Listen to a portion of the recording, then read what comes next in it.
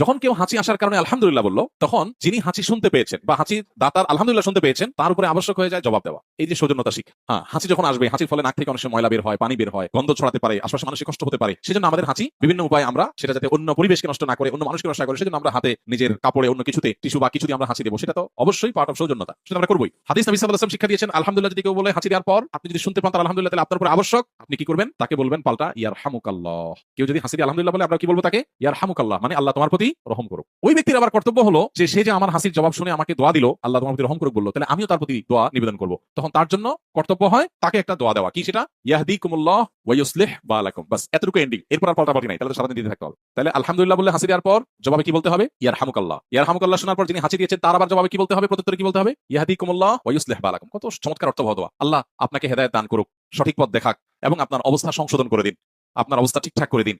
একটা দোয়া। তো ইসলাম আমাদেরকে যে শিষ্টাচার শিখিয়েছে, এর চেয়ে যৌক্তিক কোনো শিষ্টাচার নাই। এজন্য হাঁচির জবাব শুনে আমরা ইয়ারহামুকাল্লাহ বলবো, এটা অনেকে জানি না। এই মুসলিমের প্রতি আপনার কর্তব্যের অংশ হলো হাসির জবাব শুনে তার জন্য দোয়া দেওয়া। তাহলে চেষ্টা করবো তো ইনশাআল্লাহ। ছোট ছোট বাচ্চাদেরকে শিখাই দেবো আমরা, তারা এই রেসপন্স করা শিখবে, এই সৌজন্যতা শিখবে, এই ভদ্রতা শিখবে। যে একজন হাঁচি দিয়ে আলহামদুলিল্লাহ বলেছে আমি শুনেছি, তাকে বলবো ইয়ারহামুকাল্লাহ, শুনে বলতে হবে, মনে মনে না।